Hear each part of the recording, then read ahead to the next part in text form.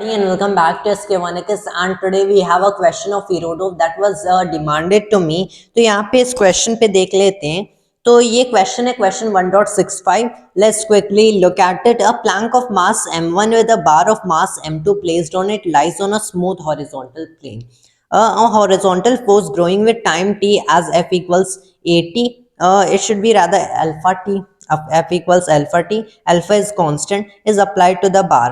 Find how the accelerations of the plank W1 and of the bar W2 depend on T if the coefficient of friction between the plank and the bar is equal to K. Draw the approximate plot of these dependencies. तो यहाँ पे अगर question पे focus करें, एक Planck है and एक बार है हमारे पास. पहले तो प्लैंक दे देते हैं कि एक प्लैंक हो गया हमारे पास जिसका मास गिवन है m1, इसके ऊपर एक बार पुट है एंड इसका मास m2 गिवन है. अब ये जो बार है हमारे पास इस पे एक फोर्स एक्ट कर रही है and this force is equal to alpha t. Time के साथ एज अल्फा टी वैरी कर रहे हैं. T is the time, alpha is constant, f is the force. तो यहाँ पे अगर इनकी रिस्पेक्टिव एक्सेलरेशंस को मैं let's say W2 and W1 बोलता हूँ, देन हमें W2 एंड W1 की वैल्यू पता करनी है एंड इनके अप्रोक्सीमेट प्लॉट्स भी इन डिपेंडेंसेस के ड्रॉ करने हैं. इन दैट केस यहाँ पे अगर हम लोग देखें तो इस पे अल्फा टी ऐड करिए. तो पहली बात तो यहाँ पे फ्रिक्शन भी है जहाँ पे कोएफिशिएंट के गिवन है. तो अगर हम लोग देखें पहला केस जो बनेगा, पहला केस, दो केसेस हो सकते हैं, तो दो डिफरेंट काइंड की आपको एक्सेलरेशन मिलेगी, दो different values for each of these variables. पहला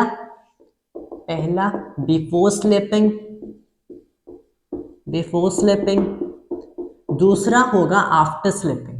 बिफोर स्लिपिंग मतलब अभी आपकी f की वैल्यू इतनी हाई नहीं हुई है टाइम के साथ, टाइम इतना पास नहीं हुआ है कि f उतनी ज्यादा नहीं है कि ये बॉडीज स्लिप करें. तो ये साथ साथ चलेंगी, राइट, ये साथ साथ चलेंगी. तो उस केस में आपको पता है कि अगर बिफोर स्लिपिंग आप केस कंसिडर करते हो तो एक्सटर्नल फोर्सेस पे मैं क्या यूज कर सकता हूँ, सीधे F इक्वल्स ma यूज कर सकते हैं. तो यहाँ पे अगर फ्रिक्शन लग भी रहा है बिटवीन द बॉडीज, उसको जस्ट इग्नोर कर दो. इग्नोर क्यों करेंगे? क्योंकि अगर हमें बिफोर स्लिपिंग कंसिडर करना है कि अभी तक कोई स्लिपिंग नहीं है, तो इतना तो पता है दोनों की एक्सेलरेशन तब सेम होंगी, ये साथ साथ चलेंगे, दोनों की एक्सेलरेशन सेम है. तो इसको मैं as a composite body consider कर सकता हूँ, एक composite body of mass m1 plus m2 जहाँ पे W1 इक्वल्स W2. तो अगर एक कॉम्पोजिट बॉडी है तो यहाँ पे टोटल एक्सटर्नल फोर्स कंसिडर कर लेंगे, अल्फा टी के साथ वेरी कर रहा है. इसका मतलब क्या, फ्रिक्शन इग्नोर करने वो इंटरनल फोर्स में आ जाएगा. तो W1 इक्वल्स W2 इक्वल्स क्या हो जाएगा, नेट एक्सटर्नल फोर्स हॉरिजॉन्टल में अल्फा टी ओवर में total mass m1 plus m2 हो गया. तो पहला आंसर ऐसे सीधे सीधे आ जाता है, जस्ट वेरी इजी. पहला आंसर तो W1 equals W2 equals alpha T by m1 plus m2 आ गया. तो बिफोर स्लिपिंग कुछ ऐसा केस होगा.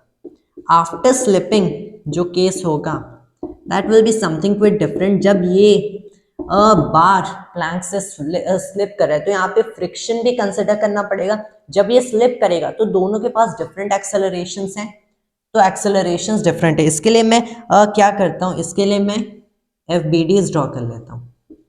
पहले m2 के लिए ड्रॉ करते हैं तो नीचे इसका m2g लगेगा, ऊपर एक नॉर्मल रिएक्शन फोर्स n बोल देते हैं, नीचे m2g ऊपर n, मोर करेक्टली इसको n2 कर देते हैं. फिर इस पे अल्फा टी लग रहा है, F इक्वल्स अल्फा टी इधर हो गया, एंड फिर पीछे इस पे फ्रिक्शन लगेगा, कितना लगेगा, k टाइम्स n2, ये हो गया k m2g, राइट. ये होगा, this will be the case. तो W2 तो ऐसे सिंपली निकल गया, क्या होगा, will be the force acting on it alpha T minus k m2g over क्या, over the mass of this m2 हो गया. तो ये हो गया alpha T minus k m2g over m2. पहला तो ऐसे ही सीधे सीधे निकल गया. Again this is just again. तो सेकंड वाला एक्सेलरेशन क्या होगा, k m2 alpha T minus k m2g over m2, that will be the acceleration. इतना नेट फोर्सेस पे एक्ट करे, ये mass of the body. Second के लिए अगर FBD ड्रॉ किया जाए, सो इसमें बेसिकली क्या हो रहा है, यहाँ पे फॉरवर्ड डायरेक्शन में ये इस पे फ्रिक्शन लगा रहे पीछे, तो ये इस पे फ्रिक्शन आगे लगाएंगे। यहाँ पे कोई फ्रिक्शन ग्राउंड से तो है नहीं, क्वेश्चन में मेंशन्ड है। तो यहाँ पे अगर पीछे Km2J लग रहा है तो आगे Km2G लगेगा, आगे Km2G लगेगा, एंड नीचे you have M1 plus M2, ऊपर you have something like N dash.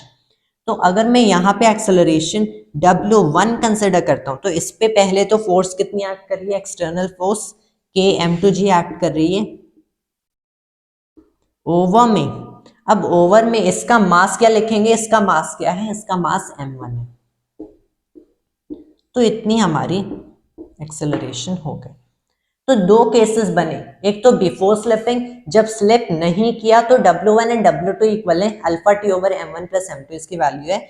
After slipping second acceleration बार की alpha T minus Km2G over M2 होगी, एंड इस प्लैंक की Km2G ओवर M1 इसकी एक्सेलरेशन होगी। अब स्लिपिंग का टाइम भी निकाले जा सकते, इजी है। So if you want I can just do that, although question में पूछा नहीं गया है, एंड क्वेश्चन में बस कहाँ तक पूछा गया है कि ये करना है एंड इनके डिपेंडेंसेस प्लॉट करने। ऑब्वियसली डिपेंडेंसेस प्लॉट करनी है ग्राफ पे of the acceleration versus time, तो ऑब्वियसली बेटर होगा, it will be in fact better अगर हमें टी नॉट की वैल्यू लेट्स से जब ये स्लिप करते हैं तो भी पता है।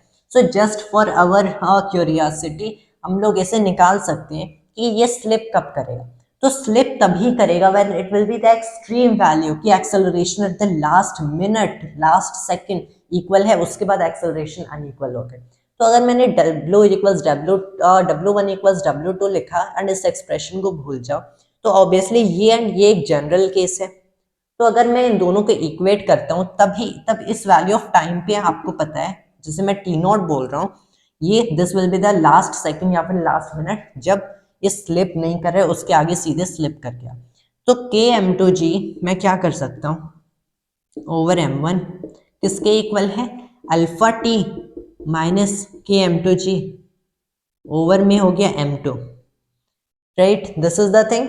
अब यहाँ पे अगर मैं बस क्या करूं कि इसको मैंने कर दिया M2 इस साइड गया, तो दिस इज कि अल्फा टी एंड इसको मैं T0 बोल देता हूँ माइनस Km2G, ये क्या हो गया, किसके इक्वल है, M2 इधर गया Km2 square G over M1 इसके इक्वल हो गया। मतलब यहाँ पे आपको क्या मिला कि अल्फा T0 किसके इक्वल है, Km2 square G over M1 plus Km2G।